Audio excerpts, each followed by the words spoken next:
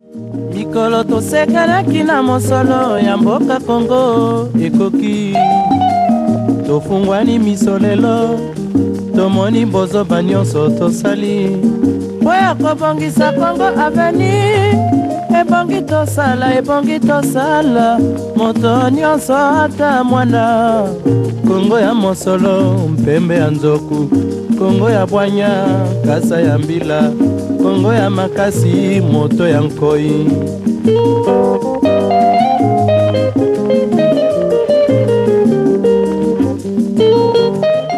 Madame, Messieurs, Congolaises, Congolais, que la paix du Seigneur Jésus-Christ soit avec vous. Mon message d'aujourd'hui consiste à vous proposer la mise en place d'un lobby congolais pour la défense des intérêts des Congolais. Et je voudrais dire que ma proposition a besoin de votre aide, de votre soutien sur le plan intellectuel, de votre contribution intellectuelle. Parce que rien n'est encore fait, il n'y a pas une structure qui est mise en place. Nous sommes au niveau de recueillir des idées. Mais je voudrais vous donner une proposition et je voudrais que chaque intellectuel, chaque personne qui aime son pays, m'écoute attentivement, prenne note et essaye de nous contacter pour apporter aussi sa contribution. Nous ne sommes pas pressés, nous sommes prêts à recueillir des propositions pendant 3 mois, pendant 6 mois. Nous avons besoin de cela avant de mettre en place une structure fiable qui peut défendre les intérêts du Congo. Nous faisons déjà beaucoup de pression à travers des marches, à travers des écrits, mais nous sommes en train de comprendre que tout cela a des limites. Nous avons besoin d'ajouter toujours des idées nouvelles afin que ces pays soient libérés. Voilà pourquoi c'est pourquoi je viens vous entretenir aujourd'hui. La République démocratique du Congo est un pays qui a souffert de l'esclavage, de la colonisation et depuis 1960, ce pays ploie sous le joug pesant du néocolonialisme. Il est temps pour nous de considérer les meilleures options possibles pour libérer notre pays de la domination des forces étrangères et des pillages dont il est victime. Il est vrai que dans le domaine de la puissance militaire, les ennemis du Congolais sont de loin supérieurs. Mais cette réalité ne nous autorise pas à nous comporter en victimes consentantes. Notre foi en l'avenir du Congo nous motive chaque jour à croire et à attendre l'accomplissement des promesses de Dieu faites pour nous. En tant que Congolais, nous devons savoir que toutes les nations libres et prospères d'aujourd'hui ont payé un prix fort pour obtenir leur liberté. Nous prenons l'exemple des Américains. La révolution américaine 1776-1783 est une période de changement politique important provoquée par l'insurrection des habitants des 13 colonies d'Amérique du Nord contre la Grande-Bretagne à la fin du XVIIIe siècle. L'épisode fondateur de la nation américaine et de la naissance des États-Unis. La révolution s'est manifesta par des violences contre les autorités britanniques, d'une guerre contre la métropole et des troubles sociaux. Il y a eu aussi la Révolution française. La Révolution française est la période de l'histoire de France, comprise entre l'ouverture des États généraux en 1789 et le coup d'État du 18 Brumaire, 9-10 novembre 1799 de Napoléon Bonaparte. Il s'agit d'un moment crucial de l'histoire de la France, puisqu'elle marque la fin de l'Ancien Régime avec le passage à une monarchie constitutionnelle, puis à la Première République. Elle a mis fin à la royauté et à la société d'ordre et aux privilèges, et nous a légué la Déclaration des droits de l'homme et du citoyen, qui proclame l'égalité des citoyens devant la loi, les libertés fondamentales et la souveraineté de la nation, apte à se gouverner au travers des représentants élus. Plusieurs centaines de milliers de personnes trouvèrent la mort durant cette révolution. Nous passons sous silence les Japonais, les Anglais, pour parler des Juifs. Aujourd'hui, nous avons l'État d'Israël. Nous avons le peuple juif qui est libre et puissant à travers le monde. Mais nous devons savoir que l'histoire des Juifs ne s'est pas écrite en une seule page. C'est une histoire qui est émaillée de beaucoup de choses mauvaise comme bonne. Les Juifs ont reçu des promesses de Dieu. Le Seigneur avait promis à ce peuple un pays prospère. Mais nous devons savoir qu'entre la promesse de Dieu et l'accomplissement, il y a eu beaucoup de choses. Les Juifs sont un peuple élu de Dieu, un peuple que Dieu a aimé. Dieu s'est manifesté à ce peuple à travers beaucoup de prophètes. Mais nous nous retrouvons aujourd'hui avec cette nation qui est constituée, cette nation qui est honorée à travers le monde. Mais nous devons savoir que cette nation ne s'est pas constituée en un seul jour. Il y a eu des guerres atroces. Israël a connu des moments d'occupation. Israël a connu des moments de déportation à 3 reprises. Ce peuple a été conduit dans d'autres pays, notamment à Babylone. Nous savons combien ce pays a souffert de dictatures féroces. Lorsque nous parlons du roi Akab, nous parlons de Saül, pour ne prendre que ces deux-là, nous comprenons que Israël n'a pas commencé avec une démocratie. Israël a commencé son histoire aussi avec des dictatures, avec des guerres, des déportations, d'occupations. Et toutes ces choses ont aguerri le peuple. Toutes ces choses ont fait que ce peuple ait une conscience, l'amour de la nation, que ce peuple comprenne le sens de la nation. Et qu'aujourd'hui, un Juif ne peut plus blaguer avec son État, avec ce qui a été déjà conquis. En fin de compte, nous savons que Dieu a réalisé ses promesses envers ce peuple. Les Juifs ont eu un État, les Juifs sont aujourd'hui établis et ils sont un État indépendant. C'était inimaginable d'envoyer, par exemple, David en prison parce qu'il avait pris la femme de Bathsheba et qu'il avait tué Uri. Mais aujourd'hui, nous venons de voir un ancien président israélien. D'abord, il a démissionné de ses fonctions parce qu'il avait été accusé d'harcèlement sexuel. Et aujourd'hui, cet homme se trouve en prison pour 7 ans. Pourquoi? Parce qu'il y a une démocratie, il y a une justice qui est exercée. Tout le monde est égal devant la loi. C'est pour dire que ce peuple est allé d'une manière progressive jusqu'à arriver à cette liberté, à jouir du droit et à vivre dans la démocratie et dans l'égalité. Nous ne devons donc pas nous décourager, nous, le peuple congolais.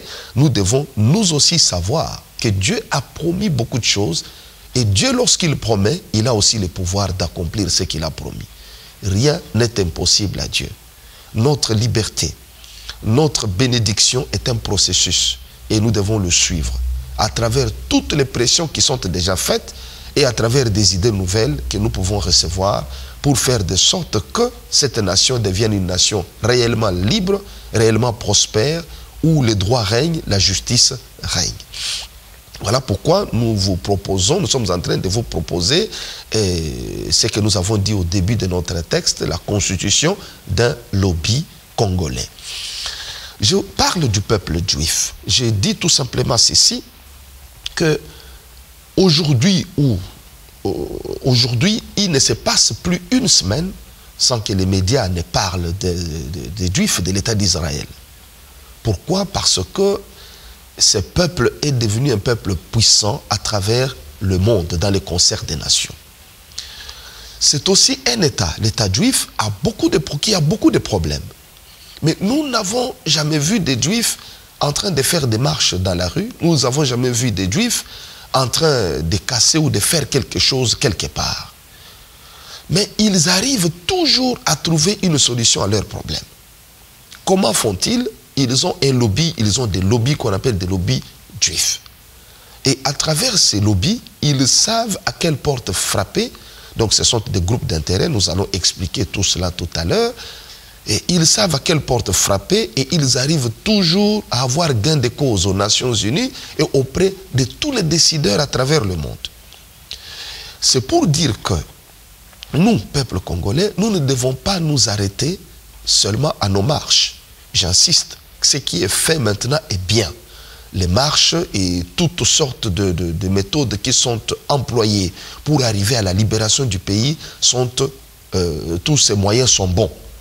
Mais je voudrais qu'on y ajoute les lobbies congolais, de sorte que toutes ces marches soient soutenues par un lobby, par un groupe de pression, un groupe d'intérêt qui permet à ce que les décideurs de ce monde nous prêtent oreille. Voilà le sens de la démarche. Alors, le lobby juif s'occupe de beaucoup de choses concernant l'État d'Israël.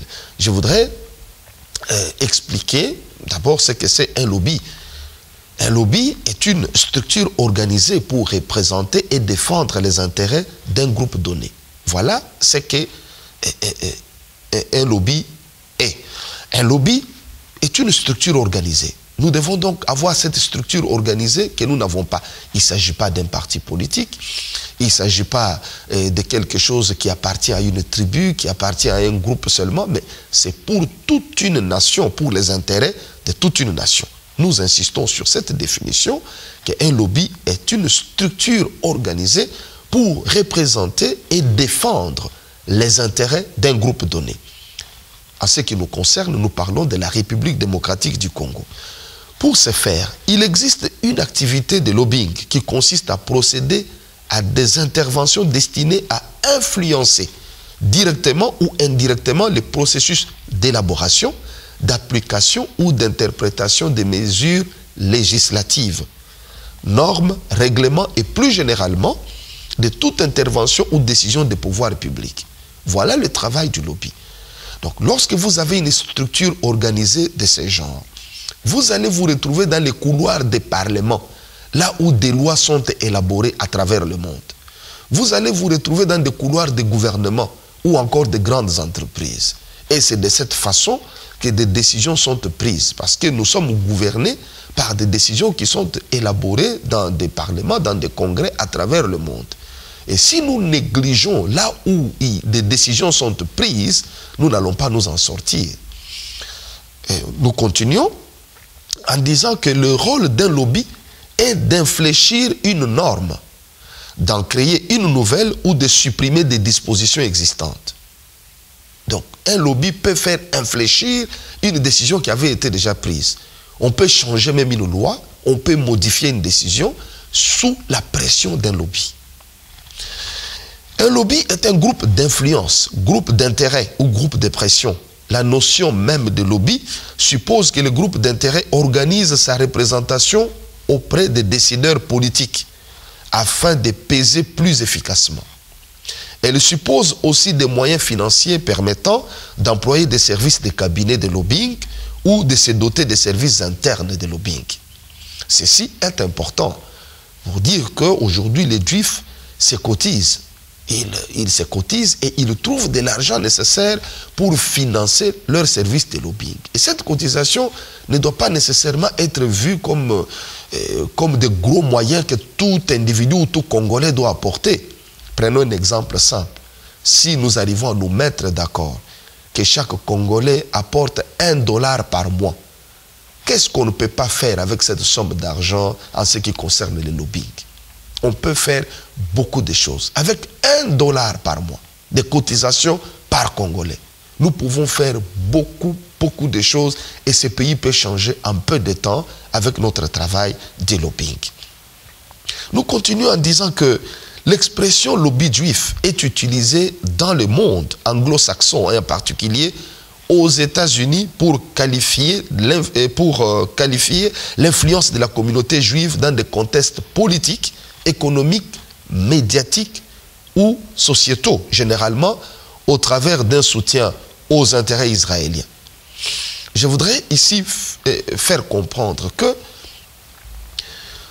chacun de nous peut saisir, peut comprendre pourquoi les Juifs arrivent toujours à gagner toutes sortes de procès.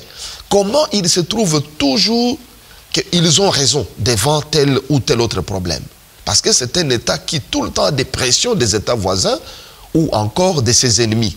Mais comment les Juifs s'en tirent? C'est à partir de leur lobby. Nous venons de voir là que leur lobby a une grande influence sur des groupements politiques, sur les médias. Prenons un exemple simple. Des Congolais ont fait des marches géantes ici en Angleterre et partout ailleurs. Mais surveillez les médias, les grands médias, je veux dire. Vous ne verrez pas BBC, Sky ou encore France 2 couvrir ce genre de manifestations. Pourquoi? Nous sommes absents dans tous les circuits médiatiques. On n'a pas un lobby qui peut influencer ça. Mais les Juifs ont des gens dans tous les médias et ils peuvent influencer facilement les agences de presse. Pour un Juif, le monde entier peut être secoué. On a vu un soldat juif enlevé. Et je crois que le monde entier, tous les médias du monde entier parlaient de ces soldats-là. Combien de soldats congolais sont morts? Combien de civils sont tués? On parle des chiffres effrayants, de 5 millions de morts au bas mot. Et combien de médias en parlent? Nous pouvons comprendre facilement que nous ne pèsons pas sur le plan international. Nous ne pèsons pas en ce qui concerne l'influence. Nos marches sont regardées de loin par la fenêtre. Mais si c'était des Juifs qui marchaient comme ça, je crois que le Premier ministre, le président serait sorti, l'Union européenne se serait réunie pour en parler. Regardez, les élections viennent de se passer au Congo, tout le monde reconnaît des fraudes massives. Mais combien ont le courage de prendre une décision? Nous ne devons pas rêver, il faut absolument qu'on ait un lobby, une structure organisée qui doit peser sur les décideurs de ce monde. Et cela n'est pas quelque chose qui peut se faire en un jour. Nous devons avoir la notion d'investissement. Parce que le Congolais veut toujours quelque chose qui commence aujourd'hui, qui doit porter ses fruits aujourd'hui même. Mais nous devons apprendre à investir dans le temps. Je continue pour dire que si aujourd'hui Étienne Tshisekedi aimait seulement le Congo, il serait déjà porté au pouvoir. Mais son seul péché, c'est d'aimer aussi et beaucoup le Congolais. En 1987, comme il était à Bruxelles, il répondait à la question d'un journaliste qui lui demandait le sens de son combat. J'ai toujours retenu sa réponse. Il avait répondu à ce journaliste qu'il combattait pour que le Zaïrois ait le droit d'être homme. Je n'ai pas été surpris de voir que le thème de sa campagne était le peuple d'abord. Il aime les Congolais et il aime beaucoup le Congolais. Il n'est pas comme tous les étrangers qui aiment le Congo, mais qui n'aiment pas les Congolais. Ou encore d'autres Congolais qui aiment le Congo, mais n'aiment pas les Congolais. C'est son amour pour le Congolais qui les fait souffrir, qui l'empêche de prendre le pouvoir. Mais je crois que Dieu finira par faire justice à son peuple et à ses leaders. Nous venons de dire que les Juifs ont mis en place un lobby puissant et ce lobby travaille. Les Juifs n'ont même plus besoin de faire des marches, avons-nous dit, ils n'ont plus besoin de faire des marches, ils n'ont plus besoin de faire ceci ou cela. Ils sont partout. Ils peuvent influencer en leur faveur des décisions à travers le monde entier et dans tous les domaines. Économiques, politiques, médiatiques, culturels, les Juifs sont présents. Et c'est que je voudrais ajouter également est que les Juifs ont une bonne culture. Cette culture qui consiste à parler à leurs enfants de leur histoire. Chaque enfant juif apprend l'histoire des Juifs à l'école et à la maison. Ils parlent de leurs enfants, ce qui s'est passé, notamment l'Holocauste, lorsque des Juifs ont été sauvagement tués, ils ont été brûlés vifs.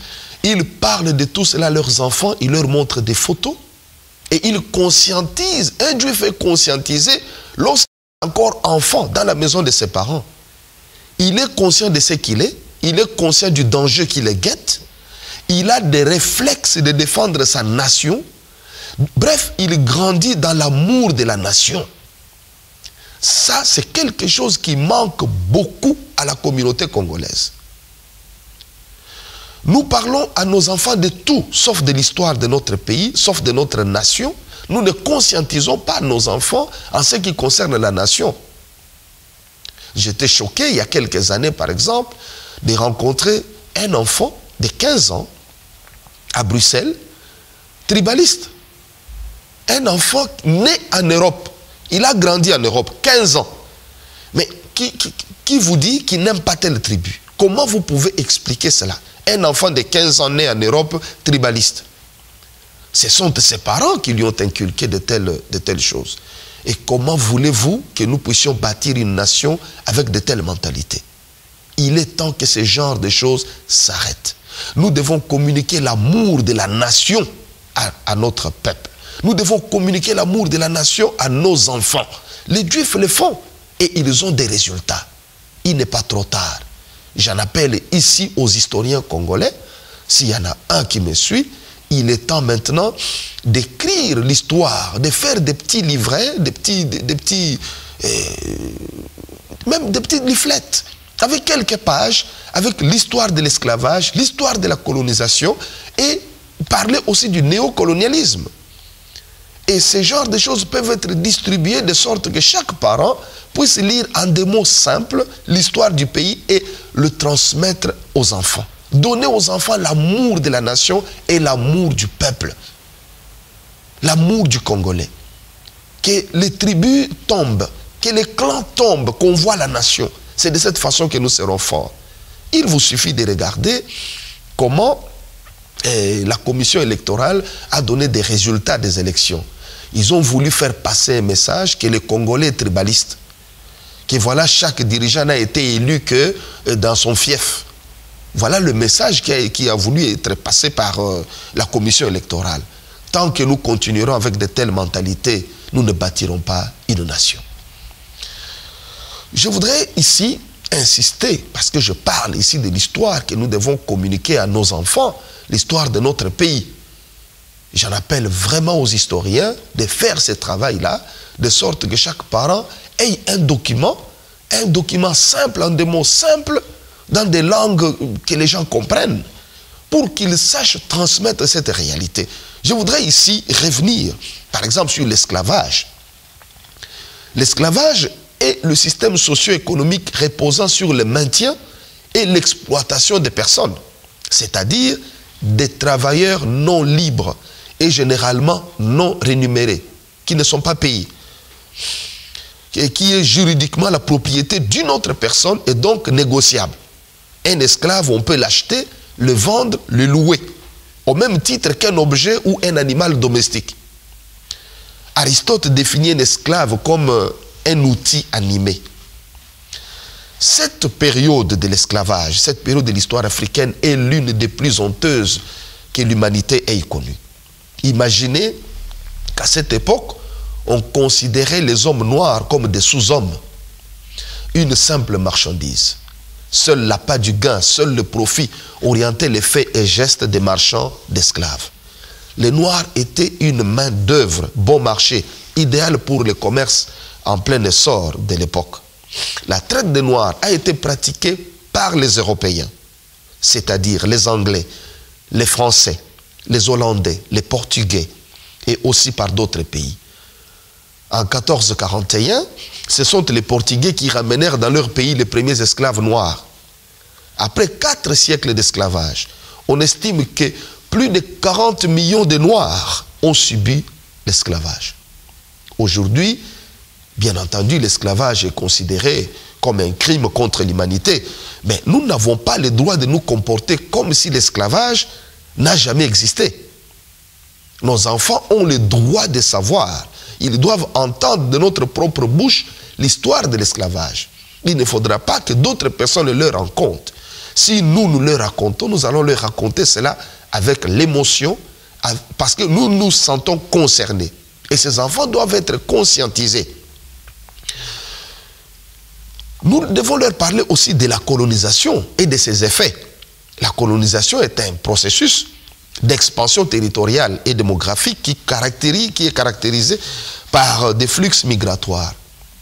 L'occupation et l'exploitation d'un espace géographique, la mise en tutelle et la domination politique, culturelle, religieuse et économique, voire le génocide des populations qui s'étaient établies préalablement sur ces territoires. La colonisation du Congo avait pour but l'exploitation d'avantages, matières premières, main-d'œuvre, position stratégique, espace vital, etc. du Congo au profit de la Belgique. Et nous devons parler à nos enfants comment les Européens se sont partagés les territoires africains, comment ils ont dominé sur nos pères avec atrocité, comment ils ont exploité nos richesses et détruit notre personnalité. Nos enfants doivent le savoir. Nous devons aussi leur démontrer les méfaits du néocolonialisme. Le néocolonialisme décrit une politique impérialiste propre aux anciennes puissances coloniales vis-à-vis de leurs anciennes colonies, ainsi que plus généralement les méthodes d'influence occultes au profit des pays développés et de leurs grandes entreprises.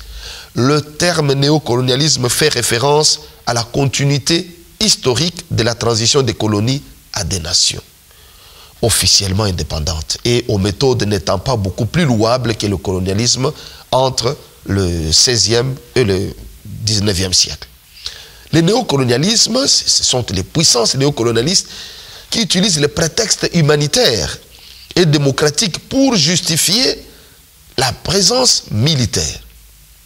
Les révoltes sont écrasées par des méthodes de contre-insurrection. L'usage de la propagande de guerre permet d'obtenir le consentement des populations occidentales. Et c'est fait, les médias liés aux intérêts de grandes entreprises exploitantes et de ventes d'armes taisent en grande partie les événements où la responsabilité de grandes puissances est directement concernée. Nos enfants doivent savoir pourquoi le Congo ne profite pas de ses revenus. Ils doivent comprendre que les ambassadeurs occidentaux dans nos pays sont des colons. Tout s'est fait selon leurs humeurs. Ils doivent savoir que les Congolais n'ont pas encore le droit de choisir leurs dirigeants. Il ne s'agit pas de créer un climat de méfiance entre des pays ou entre des nations, mais de conscientiser nos enfants sur des raisons de défendre les intérêts de leur propre pays. Parce que beaucoup de ces enfants naissent ici, dans une autre culture, et on risque de voir que ces enfants ne s'occupent plus ou ne s'intéressent même plus à leur pays. C'est à nous de leur transmettre leur histoire, de leur faire comprendre pourquoi nous sommes ici en Europe. Pourquoi il y a tant de Congolais à l'extérieur? Il y a quelque chose qui ne va pas. Et c'est important pour une nation de garder son histoire. Nous avons des atouts pour relever ces défis. Par exemple, nous avons aujourd'hui des Congolais à travers le monde entier. Cela signifie quoi? Les Congolais parlent toutes les grandes langues du monde. L'hébreu, ils parlent l'anglais, ils parlent le français, le portugais, l'espagnol, le chinois. Toutes les langues, même des dialectes. Il y a des Congolais qui parlent des dialectes. Nigérians, etc. C'est pour dire que c'est un atout majeur. Nous avons des atouts sur le plan international. Nous connaissons beaucoup de cultures aujourd'hui. Nous avons des enfants et des personnes, des grandes personnes aujourd'hui qui connaissent très bien les cultures des différents peuples à travers le monde. Ce sont des atouts importants que nous ne pouvons pas négliger. En dehors de cela, beaucoup de nos enfants ont fait de grandes études en Europe et sont aujourd'hui au même niveau que des Européens. Nous avons des professeurs d'université, nous avons des médecins, nous avons des juristes et toutes ces personnes sont des richesses pour faire démarrer une grande nation. Nous devons aujourd'hui, ce que nous devons faire maintenant et ce que je suis en train de faire, c'est que chacun de nous apprenne à transmettre l'amour de la nation à toutes ces personnes, à tous ces sages, à tous ces intellectuels. Ce qui nous manque encore, c'est cela. Nous devons travailler là-dessus. C'est vrai qu'il y a un élan qui se manifeste, mais cet élan ne doit pas être émotionnel. Cet élan doit continuer au plus profond des cœurs. Il faudra que chacun de nous ait l'amour du Congolais. Pas seulement l'amour du Congo, mais l'amour de votre frère congolais. Cela doit se traduire sur les soutiens, sur le terrain par des soutiens mutuels. Nous ne devons pas nous combattre entre nous, mais nous entraider à aller de l'avant. Nous ne devons pas pratiquer une culture d'exclusion, mais une culture d'inclusion. Nous devons apprendre à nous serrer les mains, à nous pardonner, à nous aider, de sorte que nous soyons un. C'est de cette façon que nous allons vaincre. Les Juifs se sont unis, se sont soudés et ils ont gagné la bataille. Les soucis de rassembler, parce que, pourquoi j'insiste là-dessus? Parce qu'il n'y a personne parmi nous qui détient le monopole de l'amour du Congo. Personne n'a ce monopole de l'amour du Congo. Nous devons donc savoir que chacun de nous aime le Congo et nous devons travailler pour que chacun de nous aime le Congolais. Ça, c'est vraiment très important et c'est quelque chose qui peut nous aider à faire un pas de plus. Chaque parent doit aussi lutter avec son enfant et avec lui-même pour que la corruption soit écartée, soit vaincue, éradiquée de la société congolaise. Parce que c'est un mal qui détruit. Lorsqu'il y a un mouvement qui commence, on le détruit toujours par la corruption. Parce que lorsque nous parlons de la corruption, c'est pour dire que la corruption engage un homme à agir contre son devoir ou même contre ses convictions. Voilà ce qu'on appelle la corruption. Lorsque l'homme s'engage à agir contre son propre devoir et contre ses convictions. Je voudrais que nous ayons l'amour de la nation et l'amour du peuple, que nous ayons cet amour. Cela va nous permettre à ce que nous refusions la corruption en aimant d'abord notre pays et en voulant que ce pays sorte de la condition dans laquelle il se trouve. Nous donnons donc, nous proposons donc la constitution, comme nous l'avons dit au début de notre message, d'un lobby congolais. C'est important pour nous d'avoir cette structure, ce groupement de pression. Nous devons le faire, de sorte que notre pays ait un appui structurel qui lui permet de défendre ses intérêts le moment venu. Et je lance un appel donc à l'élite congolaise. Je lance un appel à l'élite congolaise afin de mûrir la question par des propositions concrètes. Ce mouvement a besoin de tous, scientifiques, philosophes, religieux, juristes, architectes, historiens, médecins, économistes, hommes d'affaires, artistes, écrivains, sportifs, journalistes, etc. Nous avons besoin de tous, des leaders, des nationalistes, des hommes et des femmes honnêtes et intègres pour conduire un tel mouvement. Nous avons besoin de vous pour trouver un nom, monter une structure. Rien n'est encore fait. Il y a une adresse électronique qui est là, sur l'écran. Vous pouvez envoyer vos propositions à cette adresse électronique et nous allons les étudier. J'ai contacté l'abbé Gilles Mambou. Avec lui, nous allons travailler dessus et avec notre frère Boni Tongomo, nous allons travailler dessus pour voir comment est-ce que après 3 mois, après 6 mois, nous allons prendre tout notre temps pour récolter vos avis. Et après avoir récolté tout cela, nous verrons comment convoquer une réunion afin que nous puissions mettre en place ce lobby. Parce que ce lobby n'est pas important que pour un pays qui n'a pas encore sa liberté. Israël est un pays libre, est un pays démocratique, mais continue à avoir un lobby qui travaille en faveur de ces pays. Autrement dit, même si le pays a déjà installé la démocratie, nous aurons toujours besoin d'un lobby pour défendre les intérêts du Congo, car ce pays est riche et attire des prédateurs. Il y a beaucoup de personnes qui voudraient bien détruire cette nation ou piller cette nation. C'était là ma proposition en ce qui concerne le lobby congolais. Je reste donc dans l'attente de vos propositions. Ce sont ces propositions qui nous aideront à avancer. Si vous êtes d'accord, nous avancerons. Mais si nous n'avons pas de propositions, nous ne voyons pas une adhésion massive des gens, ce serait donc inutile de continuer avec l'idée. Que le Seigneur, mon Dieu, vous bénisse. Mikolo tosekanaki na mosolo ya mboka Congo ekoki tofungwani misolelo tomoni bozoba nyonso tosali po ya kobongisa Congo aveni ebongi tosala moto nyonso ata mwana Congo ya mosolo mpembe ya nzoku Congo ya bwanya kasa ya mbila Congo ya makasi moto ya nkoi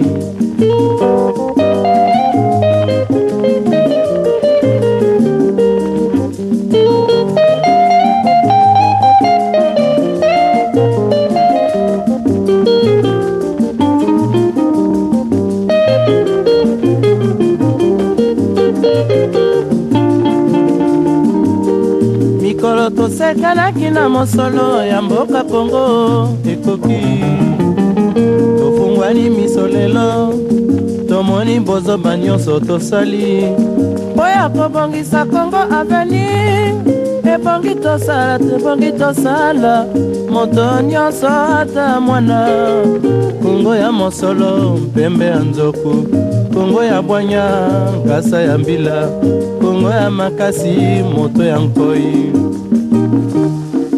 Kongo nde mboka Kongo mboka ya bankoko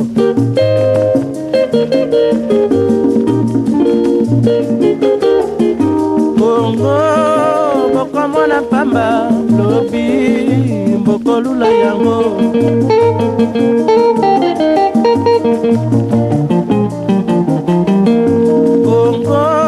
Kongo ya Afrika Kongo mboka ya kitoko